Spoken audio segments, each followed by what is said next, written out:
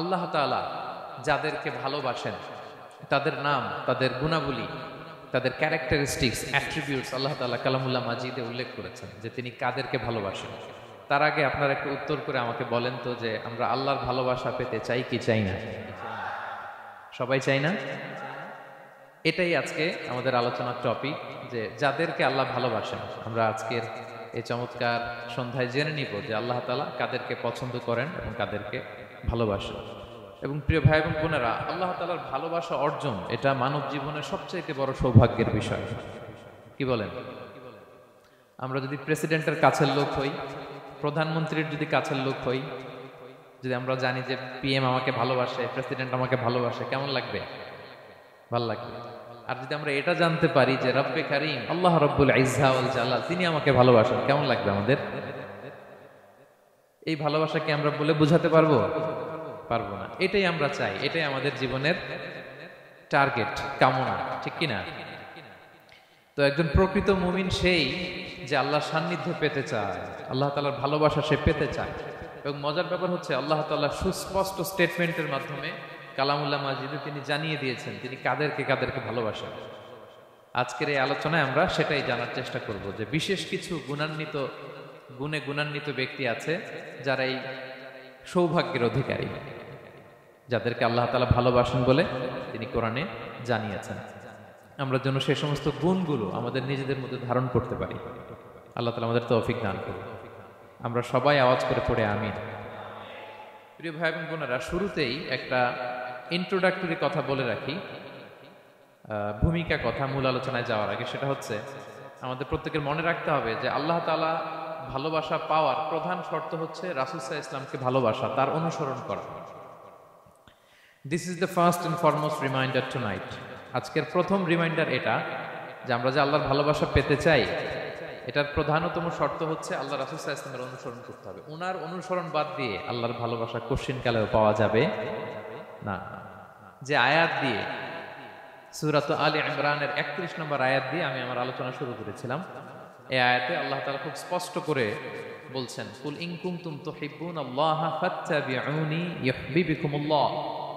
হে নবী, আপনি বলে দিন যে ওহে আমার উম্মতেরা, যদি তোমরা আল্লাহকে ভালোবাসতে চাও তাহলে ফাত্তাবিউনি, আমি নবীর অনুসরণ করো, তাহলে ইউহিব্বুকুমুল্লাহ, আল্লাহ তাআলা স্বয়ং তোমাদেরকে ভালোবাসতে শুরু করে দিবেন। বিশ্বনবীর ভালোবাসা ছাড়া, বিশ্বনবীকে অনুসরণ করা ছাড়া আল্লাহর ভালোবাসা কোশ্চিনকালেও পাওয়া যাবে। কাজী নজরুল ইসলাম খুব চমৎকার করে ওনার কবিতায় লিখেছেন, আল্লাহকে যে পাইতে চায় হাজরাতের অনুসরণে, আরশ কুরসি লৌহ কালাম না চাইতে পেয়েছে সে, রসুল নামে রশি ধরে যেতে হবে খোদার ঘরে, নদী তরঙ্গে যে পড়েছে ভাই দরিয়াতে সে আপনি মেশে, হাজরাতের অনুসরণে আরশ কুরসি লৌহ কালাম না চাইতে পেয়েছে সে। সুবহানাল্লাহ। রাসূল সাল্লাল্লাহু আলাইহি ওয়াসাল্লামের অনুসরণের মধ্য দিয়ে আল্লাহ তাআলার ভালোবাসাটা অর্জন করতে হবে। এর বাইরে যে আল্লাহ তাআলার ভালোবাসা কোশ্চিনকালেও পাওয়া যাবে না। এবং রাসূল সাল্লাল্লাহু আলাইহি ওয়াসাল্লাম ঠিক যতটুকু করেছেন ঠিক অতটুকুই করতে হবে, এর চেয়ে বেশি করা যাবে না। রাসূল সাল্লাল্লাহু আলাইহি ওয়াসাল্লামের চাইতে কি বেশি মুত্তাকি হওয়া সম্ভব? সবাই বলেন নেই। রাসূল সাল্লাল্লাহু আলাইহি ওয়াসাল্লামের চাইতে বেশি বুজুর্গ হওয়া সম্ভব? উনার চাইতে বেশি আল্লাহওয়ালা হওয়া সম্ভব? উনার চাইতে বেশি আল্লাহ তাআলার কাছে প্রিয় ব্যক্তিত্ব হওয়া সম্ভব? কোশ্চিনকালে অসম্ভব। রাসূল সাল্লাল্লাহু আলাইহি ওয়াসাল্লামের সময়কালে কিছু সাহাবারা রাসূল সাল্লাল্লাহু আলাইহি ওয়াসাল্লামের স্ত্রীদের কাছে জানতে চেয়েছিল যে উম্মুল মুমিনিন, আপনারা বলুন যে রাসূল সাল্লাল্লাহু আলাইহি ওয়াসাল্লামের আমল কেমন ছিল? আমরা তো মসজিদে দেখি, বাইরে দেখি, ঘরে ওনার আমল কেমন, আমাদের জানতে বড্ড মনে চায়। তো রাসূল সাল্লাল্লাহু আলাইহি ওয়াসাল্লামের স্ত্রীরা বললেন যে উনি এমন এমন আমল করেন, এইভাবে নফল রোজা রাখেন, শেষ রাতে তাহাজ্জুদ পড়েন, এইভাবে তাসবিহ পড়েন, কোরআন তেলাওয়াত করেন, জিকির করেন। তো হাদিসে এসেছে যে কাআন্নাহুম তাকাল্লুহা, তাদের কাছে এটা কেমন যেন কম মনে হইল। তারা একটা বড় এক্সপেকটেশন নিয়ে আসছিল, মানে বিশাল একটা, রাসূল সাল্লাল্লাহু আলাইহি ওয়াসাল্লাম সব নবীদের নবী, না জানে কি আমল করে ঘরের ভিতরে। কিন্তু যখন রাসূল সাল্লাল্লাহু আলাইহি ওয়াসাল্লাম স্ত্রীদের কাছে শুনলো এই আমল তিনি করেন ঘরের ভিতরে, ওনারা হতাশ। হায়রে, ভাবছিলাম এত এত আমল করে, এই মাত্র এরকম আমল করে, এগুলো তো আমরাও করি। কাআন্নাহুম তাকাল্লুহা, হাদিসে এসেছে ওনাদের কাছে এটা খুব কম মনে হইলো। তো তারা একে অপরকে বলতে লাগলো যে এর কারণ হচ্ছে কদ গুফিরা লাহু মা তাকাদ্দামা মিন যামবিহি ওয়া মা তাআখার। আল্লাহ তাআলা তো রাসূল সাল্লাল্লাহু আলাইহি ওয়াসাল্লামের আগের পরের সব গুনাহ মাফ করে দিয়েছে। ওনার তো আদতে কোনো গুনাহই নেই, কিন্তু আল্লাহ তাআলার ঘোষণা হচ্ছে নবী হে, আপনার আগের পরের সব গুনাহ মাফ করে দিলাম। তো সাহাবারা বলতেছেন এর কারণ হচ্ছে ওনার কোনো গুনাহই নেই, সব মাফ, এজন্য ওনার কম করলেও হয়, আমাদের তো এত কম করলে চলবে না। কথা বুঝতে পেরেছেন? তো ওনারা ভাবলো যে না, আমাদের তো আমল বাড়াইতে হবে, তো কি করতে হবে? একজন বলল আমি সারা রাত নামাজ পড়বো, আমি আর ঘুমাবো না। এখন থেকে সারা রাত কি করবো? নামাজ পড়বো, আমি আর ঘুমাবো না। আরেকজন বলল তাহলে আমি সারা বছর রোজা রাখবো, রোজা ভাঙবো না, সারা বছর টানা রোজা, যেহেতু বেশি বেশি করতে হবে। আরেকজন বলল আমি স্ত্রীদের সাথে আর মেলামেশা করবো না, আমার স্ত্রীদের সাথে আমি আমার মতো বৈরাগ্য জীবনযাপন করবো। তো এই কথা যখন রাসূল সাল্লাল্লাহু আলাইহি ওয়াসাল্লাম শুনলেন, রাসূল সাল্লাল্লাহু আলাইহি ওয়াসাল্লাম ওনাদেরকে ডেকে পাঠালেন, ডেকে বললেন আনতুমুল্লাযীনা কুলতুম কাযা ওয়া কাযা, তোমরা কি এমনটা এমনটা বলছো? তারা ভয়ে বলতেছে ইয়া রাসূলুল্লাহ, জি আমরা তো এরকম করে ফেলছি, বলে ফেলছি। তখন রাসূল সাল্লাল্লাহু আলাইহি ওয়াসাল্লাম বললেন ওয়াল্লাহি ইন্নী লা আখশাকুম লিল্লাহি ওয়া আতকাকুম লাহু, আল্লাহর শপথ করে বলছি আমি তোমাদের মধ্য থেকে আল্লাহকে সবচেয়ে বেশি ভয় পাই, আমি সবচেয়ে বড় মুত্তাকি, আমার চেয়ে বেশি কেউ আল্লাহকে ভয় পেতে পারে না। তা আমি সবচেয়ে বড় মুত্তাকি, আমি সবচেয়ে বেশি আল্লাহর প্রিয় ভাজন, আমি আল্লাহর সবচেয়ে বেশি ভয় পাই, এরপরেও আমি রাতে ঘুমাই আবার নামাজও পড়ি, সোম বৃহস্পতিবারে রোজা রাখি, বাকি দিনগুলোতে আমি খাই। আমার তো 11 জন স্ত্রী, আমি সবার সাথে মেলামেশা করি, কই স্ত্রী মেলামেশায়, রোজা রাখা না রাখায়, রাতে ঘুম এবং তাহাজ্জুদ, এই যে ব্যালেন্স করে যে আমি জীবন পরিচালনা করি, এতে আমার মুত্তাকি হইতে তো কোনো সমস্যা হয়নি। আমি শ্রেষ্ঠ নবীর এই মর্যাদা অক্ষুণ্ণ রাখতে তো আমার সমস্যা হয়নি, কিন্তু তোমাদের সমস্যা কোথায়? তখন তিনি একটা অসাধারণ উক্তি করেছিলেন, তিনি বলেছিলেন ফামান রাগিবা আন সুন্নতি ফালাইসা মিন্নি, যে আমার সুন্নতকে অবজ্ঞা করে, মানে আমার যে পন্থা এটা অনুসরণ না করে অন্য কিছু যে করতে চায়, ফালাইসা মিন্নি, সে আমার দলভুক্ত নয়। আল্লাহু আকবার! কি ভারসাম্যবোধ, কি ব্যালেন্সড লাইফস্টাইল, কি পরিণতি বোধ তিনি আমাদের শিখিয়েছেন। তাহলে বোঝা গেল সারা রাত ইবাদত করলেই ওইটা শ্রেষ্ঠ ইবাদত হয় না। কারণ রাসূল সাল্লাল্লাহু আলাইহি ওয়াসাল্লাম ঘুমাতেন আবার ইবাদত করতেন, স্ত্রীদের সাথে মিলতেন, সামাজিক কাজ করতেন, মাঝে মাঝে নফল রোজা রাখতেন, মাঝে মাঝে অনেকদিন রাখতেন না। This is balance, this is Islam, এবং এর চেয়ে শ্রেষ্ঠ ইসলাম আর হতে পারে না। তার মানে বোঝা গেল রাসূল সাল্লাল্লাহু আলাইহি ওয়াসাল্লামের চাইতে যদি এক কাঠি বেশি বোঝেন আপনি, এটা ইসলাম হবে? এটা হবে বাড়াবাড়ি, ঠিক কি না? রাসূল সাল্লাল্লাহু আলাইহি ওয়াসাল্লাম যেমনটি করেছেন ঠিক তেমনটি করার নাম ইসলাম, এবং এভাবেই আল্লাহ তাআলার ভালোবাসা পাওয়া সম্ভব, এছাড়া পাওয়া সম্ভব। তাহলে মূল আলোচনায় যাওয়ার আগে এটা হচ্ছে ইন্ট্রোডাক্টরি পয়েন্ট 1, যে আল্লাহ তাআলার ভালোবাসা পাওয়ার 1 নম্বর শর্ত হচ্ছে রাসূল সাল্লাল্লাহু আলাইহি ওয়াসাল্লামের অনুসরণ। তার চেয়ে যদি বেশি ইবাদত করেন ওইটা ইসলাম নয়, তার চেয়ে বেশি বুজুর্গি দেখাইতে গেলে ওইটা বুজুর্গি নয়। তিনি যেমন যেমন করেছেন ঠিক তেমন তেমন করার নামই ইসলাম, এবং সেটার মাধ্যমে আল্লাহ তাআলার ভালোবাসা পাওয়া সম্ভব। এই পয়েন্টটা বুঝছেন না সবাই? আচ্ছা, ইন্ট্রোডাক্টরি পয়েন্টের 2 নাম্বার কথা হচ্ছে আমরা কি করে বুঝবো যে আল্লাহ তাআলা আমাদের ভালোবাসেন? কিভাবে বুঝবো যে তিনি আমাদেরকে পছন্দ করেন, ভালোবাসেন? এটা বোঝার কিছু সিস্টেম আছে। 1 নম্বর সিস্টেম হচ্ছে আপনি জাস্ট দেখুন যে আপনি নিজেকে কোন কাজে ব্যস্ত রেখেছেন, আপনি আপনাকে কোন কাজে ব্যস্ত রেখেছেন। আপনার লাইফস্টাইলের দিকে তাকান, লুক অ্যাট ইউর লাইফস্টাইল, আপনি নিজেই বুঝে যাবেন। আপনি যদি দেখেন যে না, আপনার ভালো ভালো কাজে আপনার ব্যস্ততা, আপনার এঙ্গেজমেন্ট ভালো লোকদের সাথে, আপনার সার্কেলটা ভেরি গুড সার্কেল, ভালো কাজে আপনার মন টানে, আপনি ভালো কাজ করেন, যদি আপনার কার্যক্রম এরকম হয় তাহলে বুঝে নেবেন আল্লাহ তাআলা আপনাদেরকে ভালোবাসেন। আলহামদুলিল্লাহ। আর যদি দেখেন না, যত আকাম কুকাম আছে ওইটার সবার আগে আপনার, যেই কাজে আল্লাহর ক্রোধ আসে, আল্লাহ রাগ হয়ে যান, যেই কাজ ইসলামে করার নিষেধ, যেটাতে তার অসন্তুষ্টি, ওই কাজে আপনার এঙ্গেজমেন্ট, ইনভলভমেন্ট, আপনার সার্কেলগুলোও এরকম। তাহলে বুঝে নেবেন আল্লাহ ভালোবাসা এই মহা সৌভাগ্য আপনার কপালে জোটে নাই। তাহলে এটা হচ্ছে একটা সিস্টেম। আল্লাহ আপনাকে ভালোবাসেন কিনা এভাবে বুঝবেন যে আপনি নিজেকে কোন কাজে ব্যস্ত রেখেছেন, একটু দেখুন, আপনি মিলাতে পারবেন। 2 নাম্বার পদ্ধতি হচ্ছে এটা বোঝার যে তিনি আমাকে ভালোবাসেন কিনা, সেটা হচ্ছে পৃথিবীবাসী আপনাকে ভালোবাসে কিনা এটা একটু দেখেন। এই পৃথিবীর ভালো মানুষগুলোর কাছে আপনার একটা গ্রহণযোগ্যতা আছে কিনা এটা দেখেন। এটা দেখলে আপনি বুঝতে পারবেন। সহিহ মুসলিমের একটা ছোট্ট হাদিস শেয়ার করি। রাসূল সাল্লাল্লাহু আলাইহি ওয়াসাল্লাম বলেছেন যে ইন্নাল্লাহা ইযা আহাব্বা আবদান দাআ জিবরিল ফাকালা ইন্নী উহিব্বু ফুলানান ফাআহিব্বা। আল্লাহ তাআলা যখন কোনো বান্দাকে ভালোবাসে তখন তিনি জিবরাইলকে ডেকে বলেন, হে জিবরাইল, আমি আমার এই বান্দাকে ভালোবাসি, তুমিও তারে ভালোবাসো।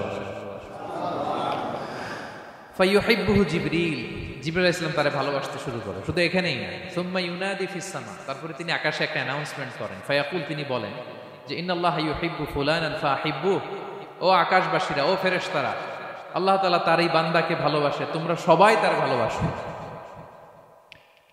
তখন ফায়ুহিব্বুহু আহলুস সামা, গোটা আকাশবাসী তারে ভালোবাসতে শুরু করে, মানে ফেরেশতারা।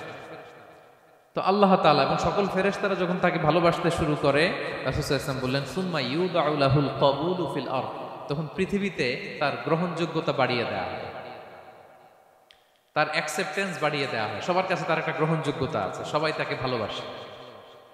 এটা হচ্ছে একটা পদ্ধতি যে আল্লাহ তাআলা আপনাকে ভালোবাসে কিনা আপনি নিজেই বুঝবেন, যে পৃথিবীবাসী আপনাকে ভালোবাসে কিনা, আপনার কলিগরা আপনাকে ভালোবাসে কিনা, আপনার বন্ধুরা আপনাকে ভালোবাসে কিনা, আপনার নেইবররা আপনাকে ভালোবাসে কিনা, পৃথিবীর ভালো মানুষগুলোর কাছে আপনার গ্রহণযোগ্যতা আছে কিনা। যদি থাকে বুঝবেন আল্লাহ তাআলা আপনাকে ভালোবাসেন, ঠিক কিনা?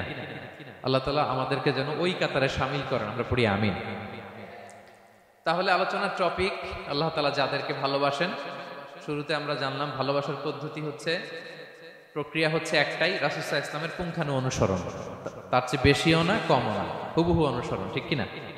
2 নম্বরে জানলাম কি করে বুঝবো, নিজের দিকে তাকান, আপনি কি করেন, what's your activity, what's your engagement, নিজেই বুঝবেন।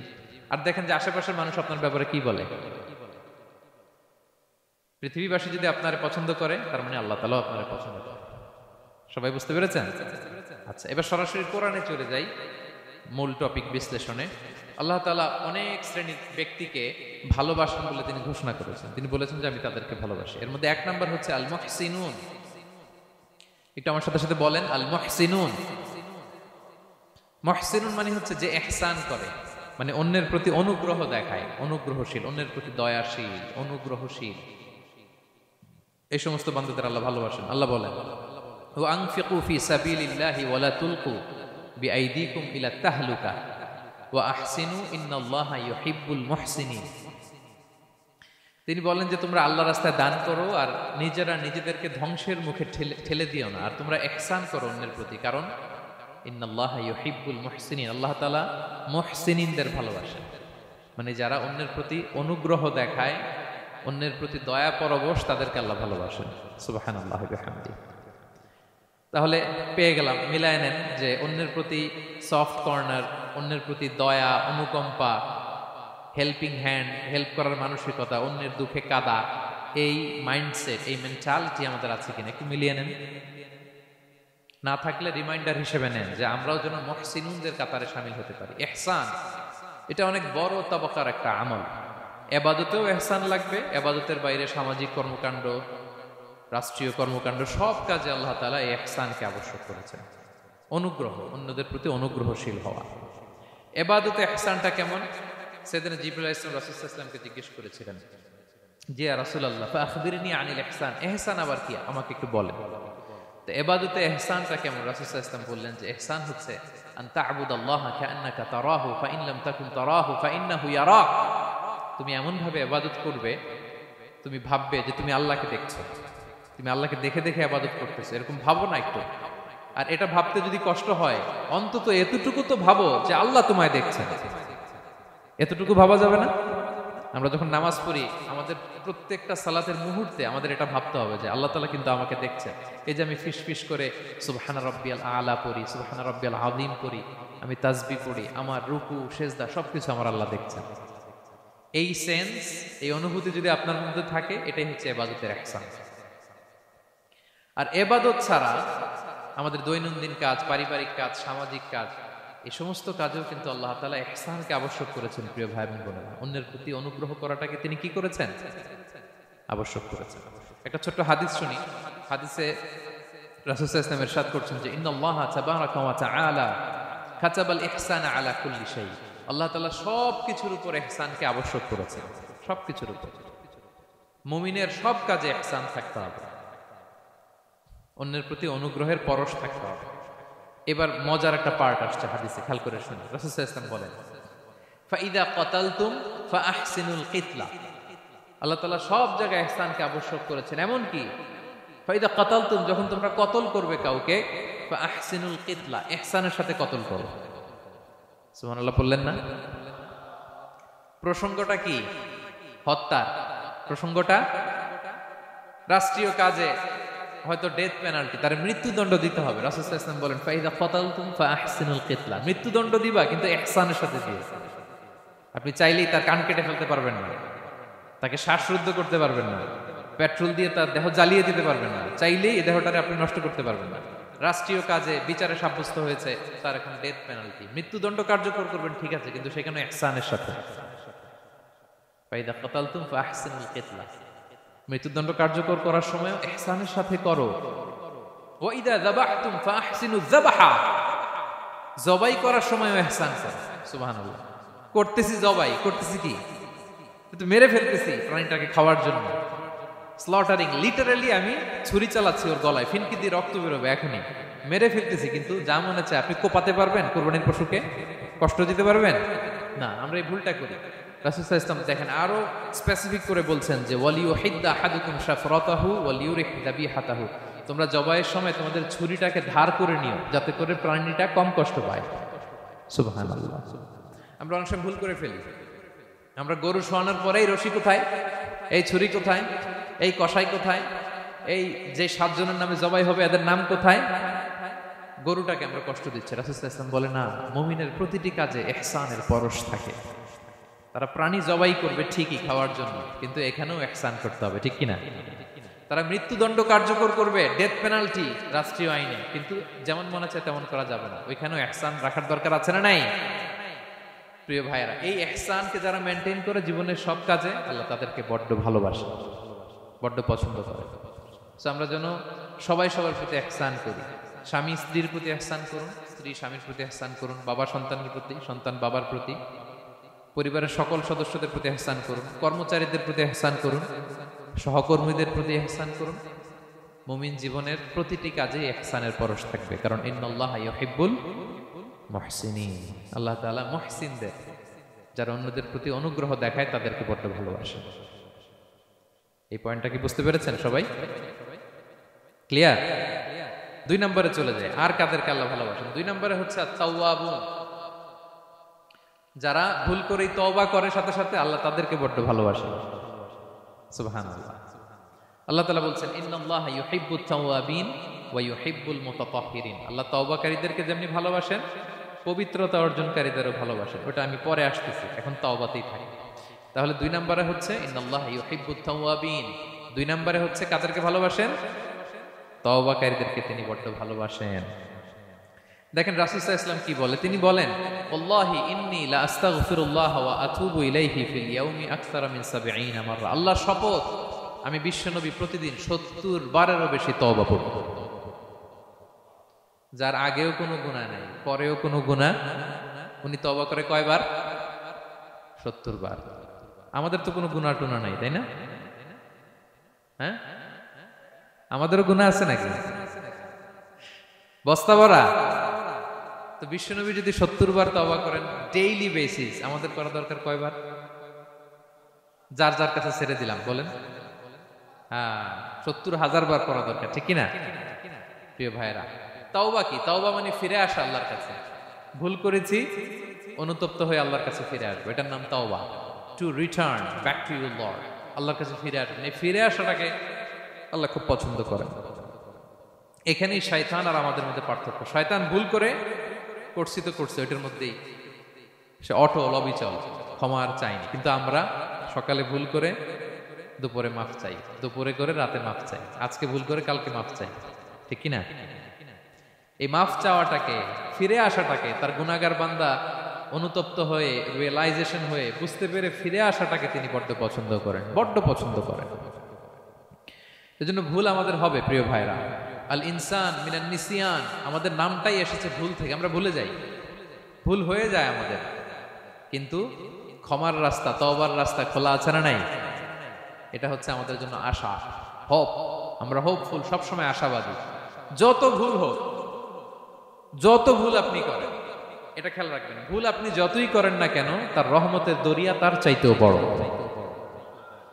তার ক্ষমার মহাসাগর তার চাইতেও বিস্তৃত, যত ভুল আপনি করেন না কেন। এজন্য আল্লাহ তাআলা বলেন, ইয়া আইয়ুহাল্লাযীনা আমানু তুবু ইলাল্লাহি তাওবাতান নাসুহা, ওহে বিশ্বাসীরা, একনিষ্ঠভাবে তওবা করো, ফিরে আসো আমার দিকে।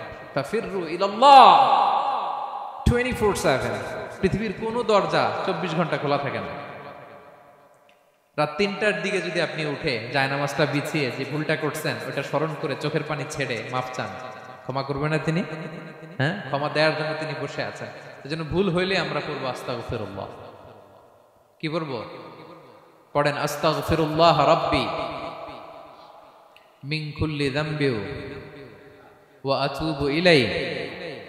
পড়েন, আস্তাগফিরুল্লাহাল্লাযী লা ইলাহা ইল্লা হুয়াল হাইয়ুল কাইয়্যুম ওয়া আতুবু ইলাইহি। এটা পড়ে আল্লাহর কাছে ফিরে আসবেন, অনুতপ্ত হবেন, আল্লাহ ভুল করে ফেলেছে, আল্লাহ তুমি ক্ষমা করো, আল্লাহ তুমি ক্ষমা করো, আল্লাহ আমরা ভুল করে ফেলেছি। ভুল সবাই করে, কে না করে?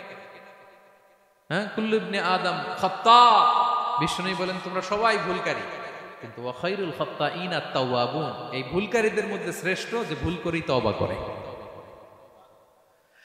তওবা করতে রাজি আছেন তো? সবাই রাজি আছেন? আমার প্রিয় ভাইরা, এই তওবার দৃশ্যটা দেখতে আল্লাহ বড্ড পছন্দ করে। বান্দা যখন ভুল বুঝতে পারে, মাথাটা নিচু করে চোখের পানি ছেড়ে বান্দা যখন কাঁদতে শুরু করে, এই দৃশ্যটা দেখলে আল্লাহ সহ্য করতে পারে। আল্লাহর রহমতের দরিয়ায় জোশ খেলে যায়, বান্দা যা চায় আল্লাহ তাই দিয়ে দেয়। চোখের পানির এত বড় পাওয়া। এজন্য আমরা ভুল করে যেন অটল না থাকি, আল্লাহর কাছে যেন ক্ষমা চাই, আমরা যেন ফিরে আসি তার দরবারে। তার দরবার সবসময় খোলা। এবং তিনি এই তওবার বা ফিরে আসার দৃশ্যটা দেখতে কত পছন্দ করেন শোনেন। রাসূল সাল্লাল্লাহু আলাইহি ওয়াসাল্লাম বলেন, ওয়াল্লাযী নাফসি বিয়াদিহি, তার শপথ যার হাতে আমার আত্মা, লাউলাম তুযনিবু, তোমরা যদি ভুল না করতে, লা যাহাবাল্লাহু বিকুম, আল্লাহ তোমাদেরকে ধ্বংস করে দিতেন। ওয়ালা জাআ বিকওমিন, আল্লাহ এমন এক জাতি তৈরি করতেন, ইউযনিবুন, ওরা খালি ভুল করতো, ফায়াস্তাগফিরুন, আর ক্ষমা চাইতো, ফায়াগফিরুল্লাহু লাহুম, আর আল্লাহ তাদের ক্ষমা করতেন। তোমরা যদি ভুল না করতে, এই বনি আদম, তোমরা যদি ভুল না করতে, তোমাদেরকে আল্লাহ তাআলা ধ্বংস করে এমন একটা গোষ্ঠী বানাইতেন যারা খালি ভুল করতো আর মাফ চাইতো, ভুল করতো আর মাফ চাইতো, আর আল্লাহ মাফ করে দিত। সুবহানাল্লাহ বললেন না? গাফিরিয যামবি ওয়া কাবিলিত তাওব, তিনি পাপ মোচন করার জন্যই তো তিনি আমার রব, তওবা কবুল করার জন্যই তো তিনি আল্লাহ সুবহানাহু ওয়া তাআলা, তিনি রব্বে কারীম, তার দয়ার কোনো শেষ নাই, তার মায়ার কোনো শেষ নাই। আমরা যখন তওবা করি, অনুতপ্ত হই, চোখের পানি ছেড়ে যখন কাঁদি, আল্লাহ যে কত খুশি হয় এটার একটা উপমা হাদিসে এসেছে, সহিহ মুসলিমের হাদিস। রাসূল সাল্লাল্লাহু আলাইহি ওয়াসাল্লাম বলেন, লাল্লাহু আশাদ্দু ফারাহান বিতাওবাতি আবদিহি হিনা ইয়াতুবু ইলাইহি, কেউ যখন তওবা করে আল্লাহ কত খুশি হয় জানো? শোনো, ওই ব্যক্তির চাইতে আল্লাহ বেশি খুশি হয়ে যায় যে ব্যক্তি মরুভূমিতে সফরে বেরিয়েছে, সাথে তার বাহন বা উট, ওই উটের মধ্যেই তার পানি বা খাবার, হঠাৎ করে উটটা হারায় গেছে। শুনতেছেন? মরুভূমিতে উট নিয়ে বের হয়েছিল সফরে, উটের মধ্যে তার পানি, তার খাবার, তার বেঁচে থাকার সমস্ত মাধ্যম, কিন্তু হঠাৎ করে উট কি হয়ে গেছে? হারায় গেছে। উট খুঁজে আর পায় না, দৌড়াতে দৌড়াতে হয়রান, কত দৌড়াবে, ধুধু মরু প্রান্তর, কয়েক ঘন্টা দৌড়ালেই তো সে তৃষ্ণার্ত হয়ে মারা যাবে। দৌড়াতে দৌড়াতে হাঁপাতে হাঁপাতে শেষ, জীবনের আশাও শেষ, যে উট যেহেতু পাই নাই, আজকে সারাদিন দৌড়ালে তো তৃষ্ণা আমি মারাই যাবো রাতে। তো জীবনের আশা ভরসা শেষ করে হাঁটতে হাঁটতে হাঁপাতে হাঁপাতে হঠাৎ একটা গাছের সন্ধান পেল। ওই গাছের নিচে যে এত ক্লান্ত, তৃষ্ণার্ত, হাঁপাতে হাঁপাতে ঘুমায় গেছে, হতাশ, আমার বাঁচার আর কোনো মাধ্যম নাই, আমার উট হারায় গেছে, ওইখানে পানি, ওইখানেই খাবার। ক্লান্ত শ্রান্ত হয়ে তৃষ্ণার চোটে ঘুম চলে আসছে, হঠাৎ ঘুম থেকে জেগে ওঠে, উটটা পাশেই দাঁড়ায় আছে। যে ওটার উপরে তার পানি এবং খাবার ছিল, পুরা মরুভূমিতে দৌড়াইতে দৌড়াইতে আবার সন্ধ্যাবেলায় এসে মালিকের সামনে দাঁড়ায় আছে। সে ঘুম থেকে উঠে তাড়াতাড়ি করে রশি ধরে ফেলছে ওটের। পুরোটা হাদিসের অনুবাদ শোনাচ্ছে। তো ওটের রশি ধরে বেচারা এত খুশি, এত খুশি, এত খুশি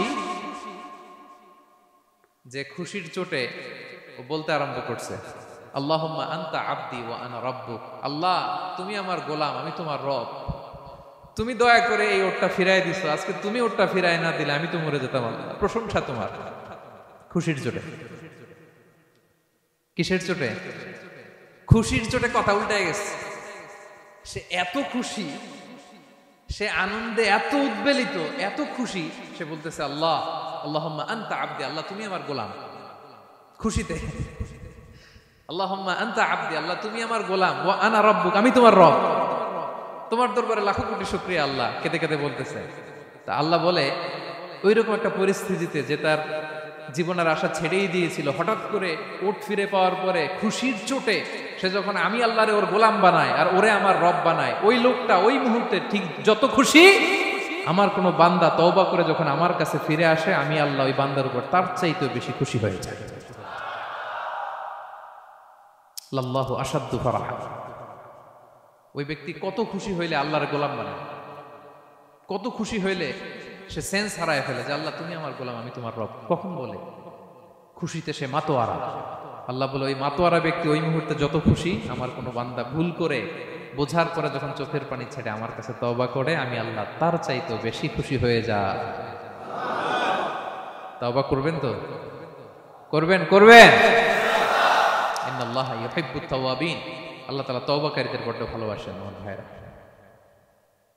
ভুল হলেই যেন আমরা তওবা করি। কয়টা জানলেন? প্রথমটা কি ছিল? কি করে? ভুলে গেছি।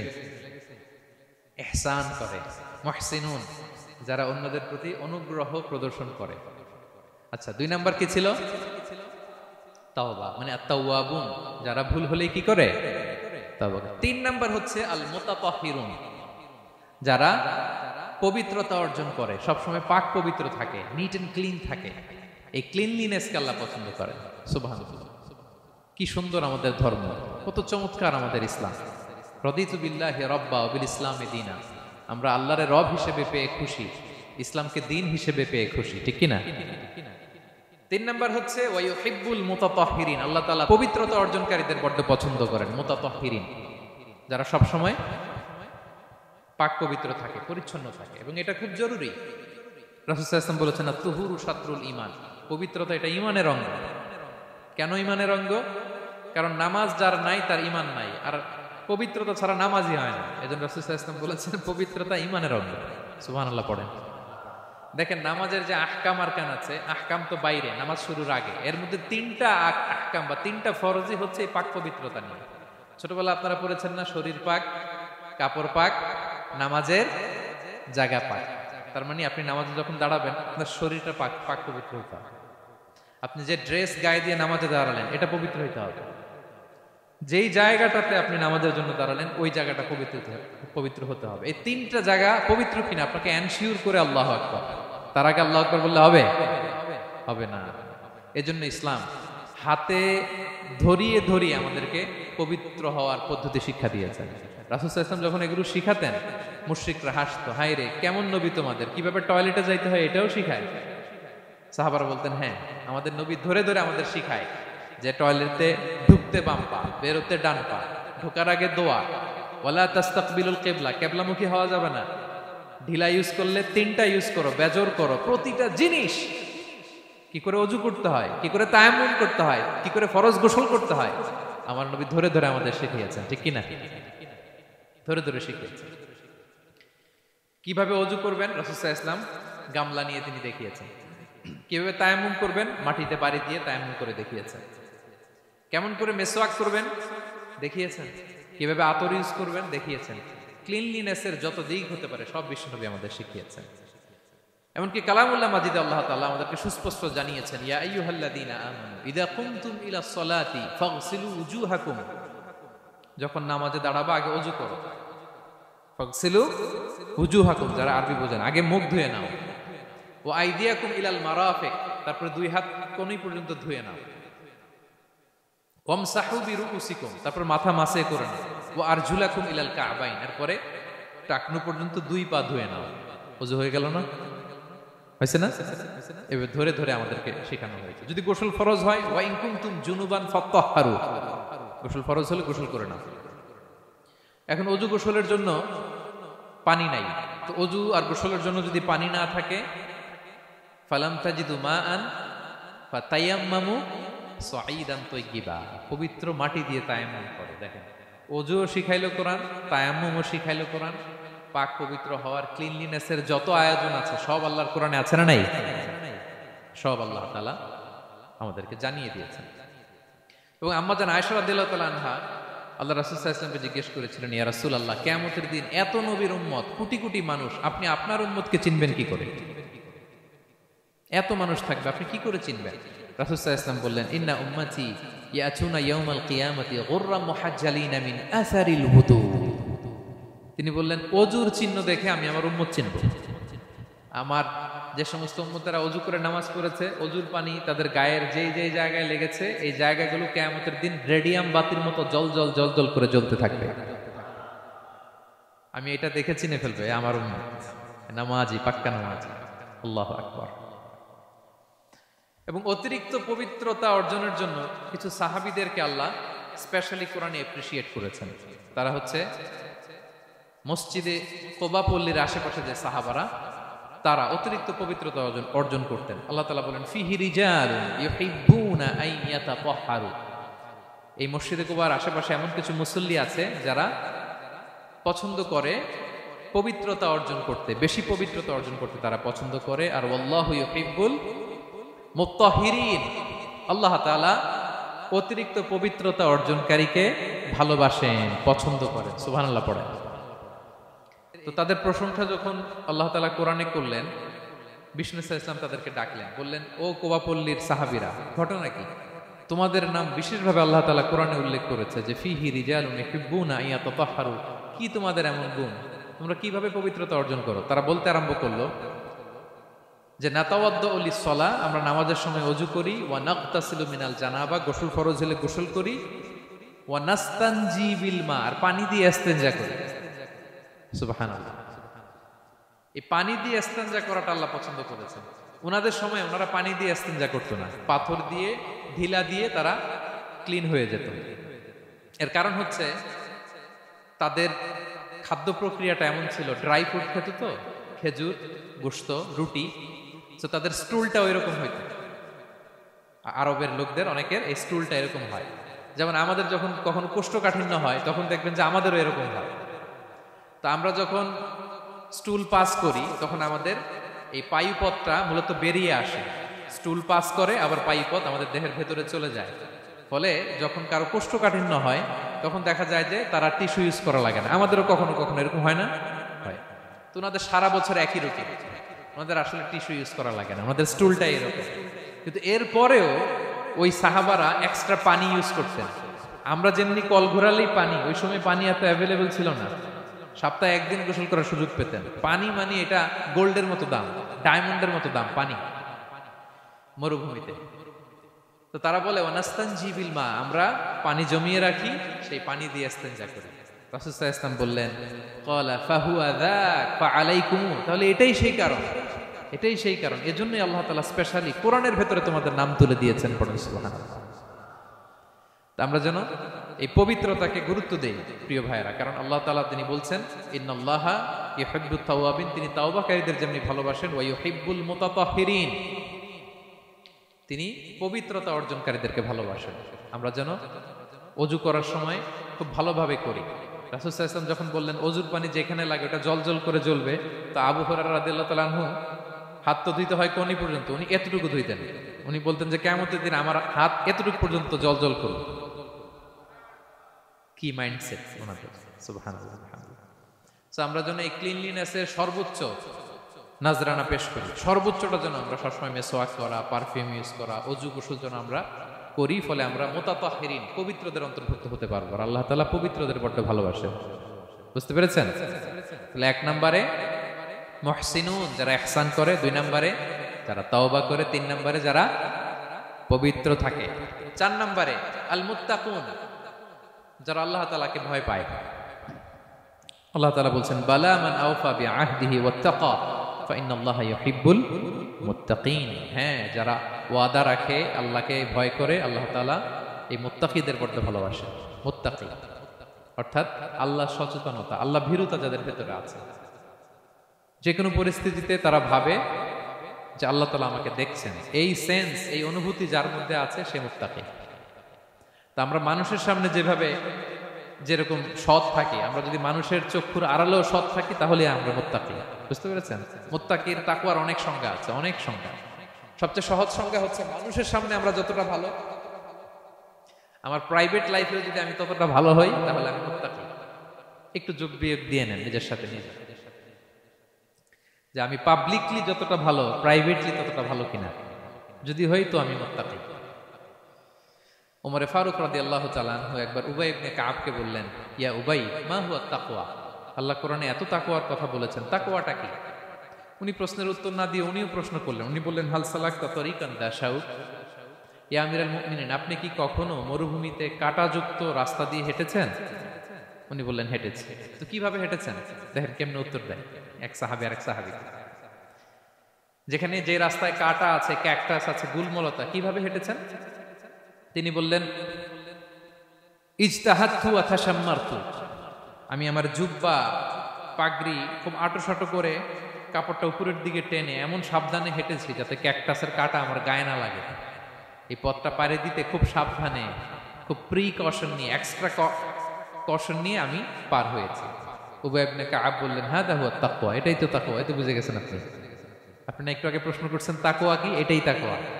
বলে তাই নাকি? তিনি বললেন হ্যাঁ।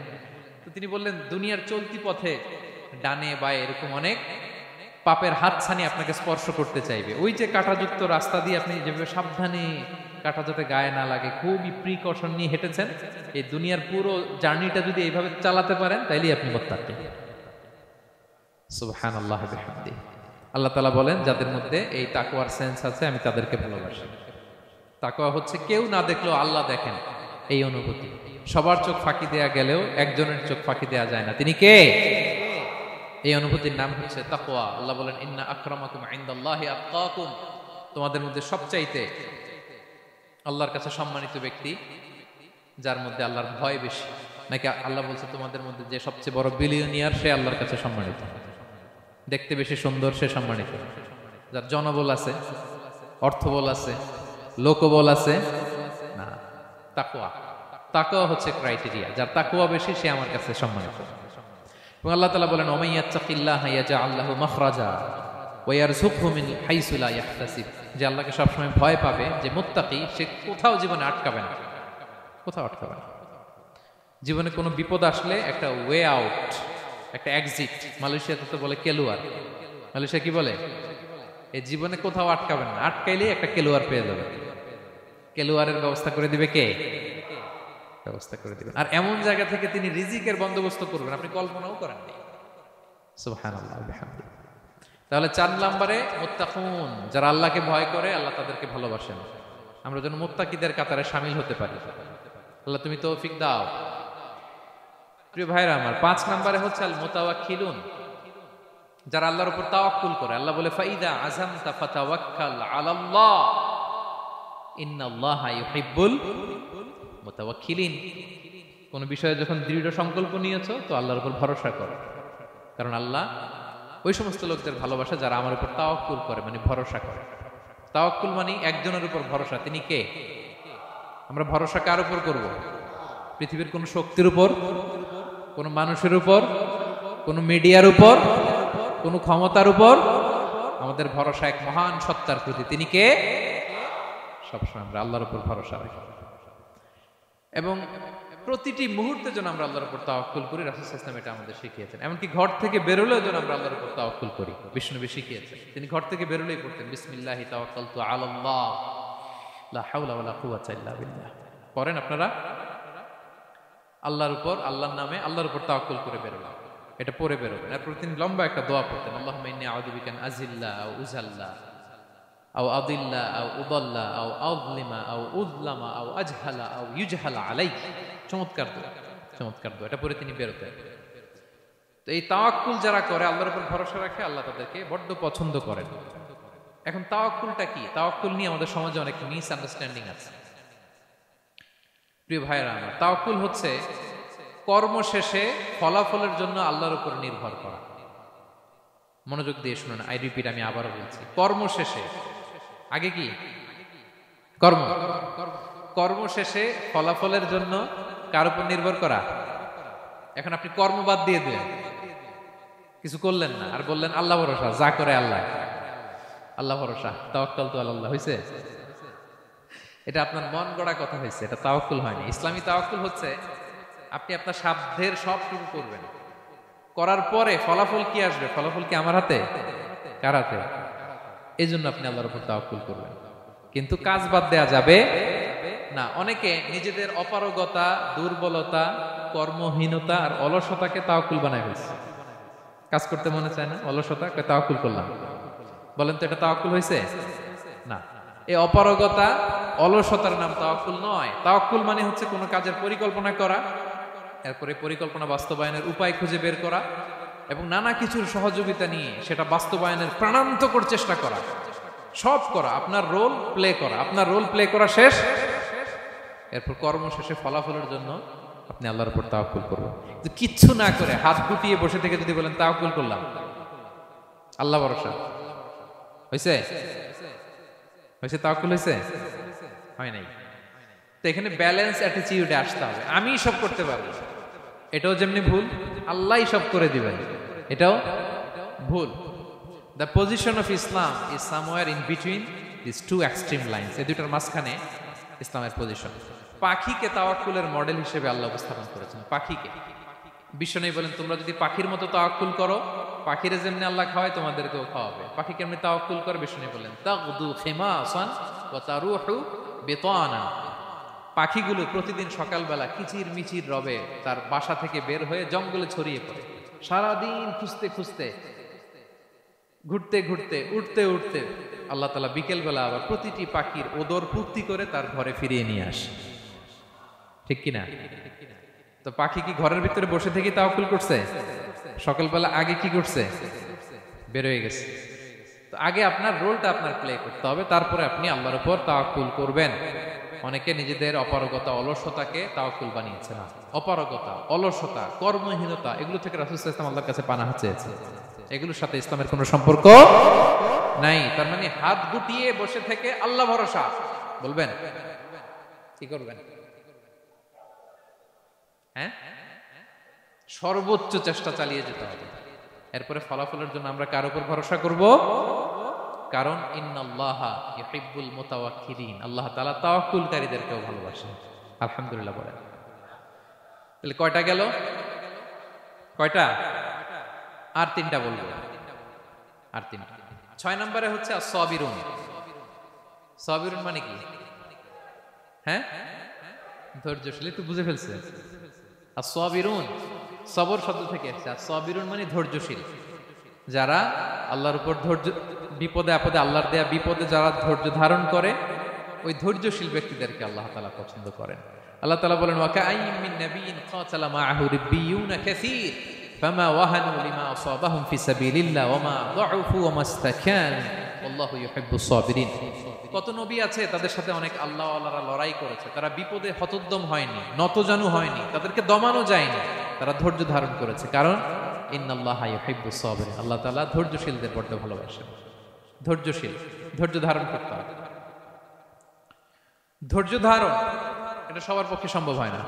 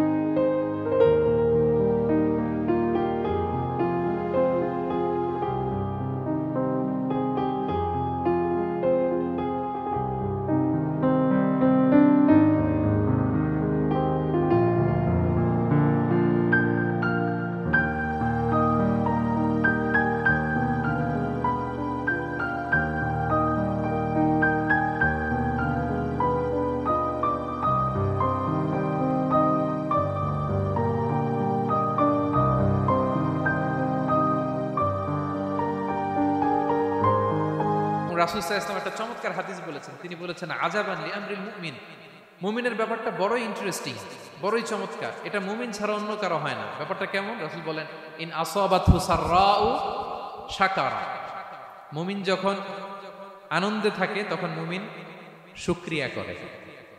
শুকরিয়া করলে সওয়াব আছে না নাই? কারণ শুকরিয়া একটা ইবাদত। আর ওয়াইন আসাবাতহু দাররাউ, মুমিন যখন বিপদে পড়ে দুঃখে থাকে সাবারা, তখন সে ধৈর্য ধারণ করে। ধৈর্য ধারণ করলে সওয়াব আছে না নাই? তো সওয়াব ছাড়া আমাদের আর কিছু আছে? আমি জীবনে হয় সুখী নয় দুঃখী, কি বলেন? আমাদের জীবনের চলতি পথে হয় কখনো আমরা সুখী নয়, সুখের সময় কি করি? শুকর করি। শুকর করলে সওয়াব আছে না নাই? আর দুঃখের সময় কি করি? সবর করি। সবর করলে সওয়াব আছে না নাই? তাহলে হয় শুকর নয় সবর, এই দুইটা ইবাদত মুমিন জীবনে সর্বদা চলমান। কেমন একটা উইন উইন সিচুয়েশন, সুবহানাল্লাহ পড়বেন না?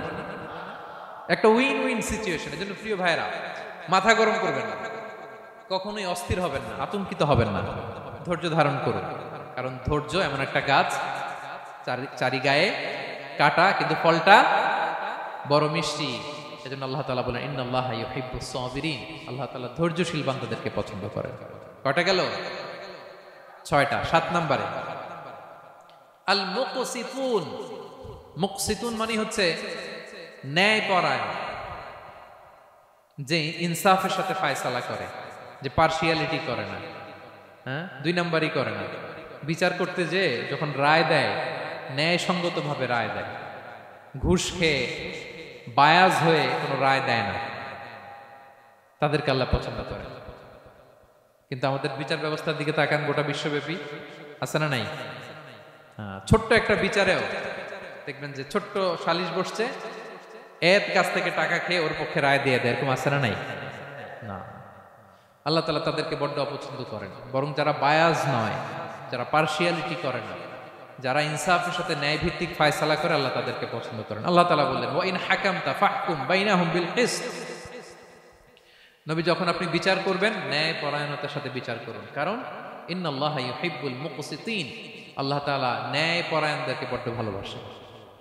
ন্যায় পরায়ণ জীবনের প্রতিটি ক্ষেত্রে, পার্শিয়ালিটি আপনি করতে পারবেন না, আপনার মধ্যে কোনো বায়াসনেস থাকতে পারবে না। আল্লাহ বলেন কিয়ামতের দিন আমি যে মিজানের পাল্লা বসাবো, ওয়া নাদাউল মাওয়াজিনাল কিসতা লিয়াউমিল কিয়ামা, মিজানের পাল্লা, এর মধ্যে কোনো বায়াসনেস নাই। ফামাইয়ামাল মিসকালা যাররাতিন খাইরান ইয়ারা, অনুপরিমাণ ভালো এটাও ওজন হবে, অনুপরিমাণ খারাপ এটাও ওজন হবে। ফালা তুযলামু নাফসুন শাইআ, সেদিন কারো প্রতি বিন্দু পরিমাণ জুলুম করা হবে না। ন্যায় বিচারের মানদণ্ড তিনি সেদিন কায়েম করবেন। আর দুনিয়াতে যারা ন্যায় বিচার করে, ন্যায় ভিত্তিক ফায়সালা করে, তাদেরকে আল্লাহ ভালোবাসেন। সুবহানাল্লাহ পড়েন। রাসূল সাল্লাল্লাহু আলাইহি ওয়াসাল্লাম কতটা ন্যায়পরায়ণ ছিলেন শুনেন। 8ম হিজরিতে তিনি যখন মক্কা বিজয় করলেন, মক্কার লোকেরা তার হাতে বায়াত হলো, তিনি অল্প কিছুদিন এখানে 20 দিনের মতো ছিলেন মক্কায়।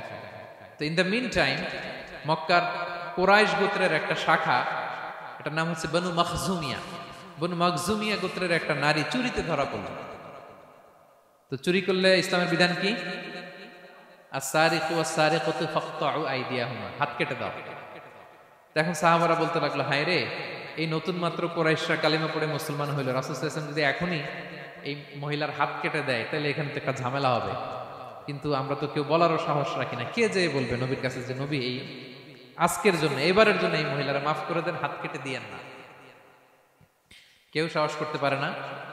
পরে রাসূল সাল্লাল্লাহু আলাইহি ওয়াসাল্লামের পালক পুত্রের ছেলে উসামা বিন যায়েদ হিব্বু রাসূলুল্লাহ, ওনাকে রাসূল সাল্লাল্লাহু আলাইহি ওয়াসাল্লাম বড্ড ভালোবাসতেন। সবাই বলে উসামারে যে বল, সে তো নাতির মতো। যায়েদ হচ্ছে পালক পুত্র, পালক পুত্রের ছেলে তো নাতি, হাসান হোসেনের মতো আদর করতেন।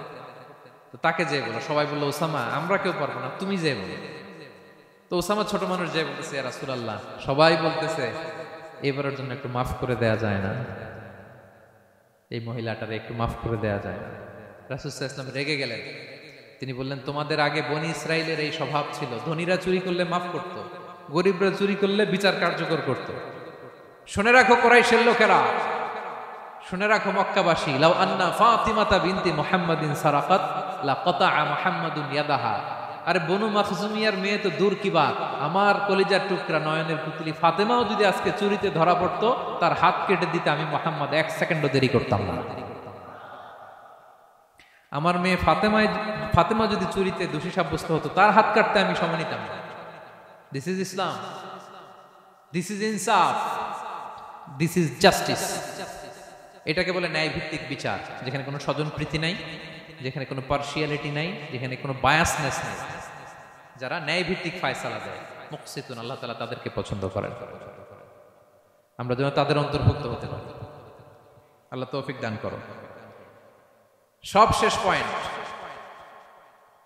আল মুনাজ্জামুনা ফি মাইদানিল জিহাদ, যারা জিহাদের ময়দানে সুশৃঙ্খল থাকে, ডিসিপ্লিন। সর্বশেষ হচ্ছে ডিসিপ্লিন। এই যে মাশাআল্লাহ আজকের এই সাইবার জায় কনফারেন্স খুবই ডিসিপ্লিনড একটা প্রোগ্রাম। সবাই সারিবদ্ধ হয়ে বসে আছেন, এবং এই সারিবদ্ধ হয়ে যারা বসে থাকে, যারা ময়দানে থাকে, তাদেরকে আল্লাহ তাআলা বড় পছন্দ করেন। যারা বিশৃঙ্খলা করেন, যারা সুশৃঙ্খল। তা আমরা মুসলিমরা কি বিশৃঙ্খল জাতি না সুশৃঙ্খল জাতি? আমরা সুশৃঙ্খল ইনশাআল্লাহ বিইذنিল্লাহ। আল্লাহ তাআলা বলছেন, ইন্নাল্লাহা ইউহিব্বুল্লাযীনা ইউকাতিলুনা ফি সাবিলিহি সাফফান কাআন্নাহুম বুনিয়ানুম মারসুস। আল্লাহ ওই বান্দাদের ভালোবাসেন যারা জিহাদের ময়দানে সফফান, সফফান মানে সারিবদ্ধ, কাতারে কাতার, এবং এমন কাতার কাআন্নাহুম বুনিয়ানুম মারসুস, যেন এটা মজবুত একটা সীসা ঢালাই করা প্রাচীর। সুবহানাল্লাহ। সাহাবারা নামাজের কাতারে পায়ের সাথে পা লাগিয়ে দাঁড়াতেন, কাঁধের সাথে কাঁধ লাগিয়ে দাঁড়াতেন। পিছন থেকে বিশ্বনবীরে অ্যাটাক করতে গেল 10 মিনিট লাগবে। সব সাহাবাদেরকে আক্রমণ করে বিশ্বনবী পর্যন্ত পৌঁছাতে তাদের অনেক সময় লেগে যাবে, এমন সীসা ঢালা প্রাচীরের মতো তারা পেছনে দাঁড়াতেন। সুবহানাল্লাহ। তো যারা জিহাদের ময়দানে সুশৃঙ্খল ভাবে দাঁড়ায়, ডিসিপ্লিন ম্যানারে, ওয়েল অ্যারেঞ্জড ম্যানারে, ওয়েল অর্ডার্ড ম্যানারে, আল্লাহ তাআলা তাদেরকে বড় পছন্দ করেন। আর যারা বিশৃঙ্খলা করে, তাদেরকে আল্লাহ পছন্দ করেন না। এবং আপনি দেখেন বিষ্ণু ইসলামের যুদ্ধগুলোর মধ্যে 5 ভাগে তিনি ভাগ করতেন যুদ্ধকে। মাঝখানে হচ্ছে একটা ডিপার্টমেন্ট, ডানে মাইমানা, বায়ে মাইসারা, সামনে মুকাদ্দিমা, পেছনে খালফ। এইভাবে 5টা ডিসিপ্লিনড ওয়েতে তিনি ব্যাটালিয়ন ভাগ করে সামনে আগাতেন। এবং বিশ্বনবীর নেতৃত্বে সাহাবীদের মাধ্যমে যে শক্তিশালী সামরিক সংগঠনটি গড়ে উঠেছিল, গোটা বিশ্বকে চূর্ণ বিচূর্ণ করে দিয়েছে। উনার পরে 4 খলিফা, উনাদের নেতৃত্বে তাদের এমন ব্যাটালিয়ন গড়ে উঠেছে, শতাব্দী পর শতাব্দী তাদের সামনে দাঁড়ানোর মতো সক্ষমতা পৃথিবীর কোনো সেনাবাহিনীর ছিল না। সুবহানাল্লাহ।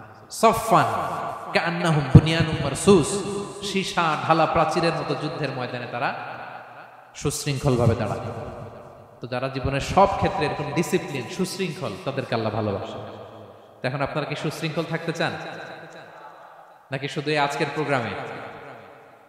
প্রোগ্রাম শেষ করে যাবো আবার বিশৃঙ্খল এরকম করবেন? না, যেখানে কিউ থাকে কিউ মেনটেন করবেন, যেখানে একটা শৃঙ্খলা থাকে শৃঙ্খলা বজায় রাখবেন।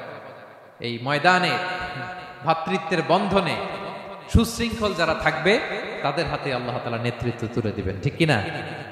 আমরা যেন সুশৃঙ্খল থাকতে পারি। আল্লাহ তাআলা তুমি আমাদেরকে তৌফিক দান করো। তাহলে মোট কয় শ্রেণীর কথা বললাম যাদেরকে আল্লাহ তাআলা ভালোবাসেন? 1 নম্বরে কি ছিল? আল মুহসিনুন, যারা অন্যের প্রতি ইহসান করে, অনুগ্রহ করে। 2 নম্বরে আত তাওয়াবুন, যারা তওবা করে। 3 নম্বরে আল মুতাতাহহিরুন, যারা সবসময় কি থাকে? পবিত্র থাকে। 4 নম্বরে আল মুত্তাকুন, যাদের হৃদয়ে সবসময় ভয় থাকে কার? 5 নম্বরে আল মুতাওয়াক্কিলুন, যারা সবসময় কার উপর ভরসা করে, কাজ না করে। হ্যাঁ, আজকের এই সাইবার জায় কনফারেন্সে আপনাদের আকীদা ক্লিয়ার হয়েছে তো? কাজের আগে তাওয়াক্কুল না কাজের পরে? কাজ করে তাওয়াক্কুল। 6 নম্বরে ধৈর্যশীল, আস-সাবিরুন। 7 নম্বরে ন্যায় বিচারক, আল মুকসিতুন, যারা ইনসাফ, জাস্টিস এই সমাজে প্রতিষ্ঠা করতে চায়, যাদের মধ্যে বায়াসনেস নাই, পার্সিয়ালিটি নাই, কোনো স্বজনপ্রীতি নাই, তাদেরকে আল্লাহ ভালোবাসে।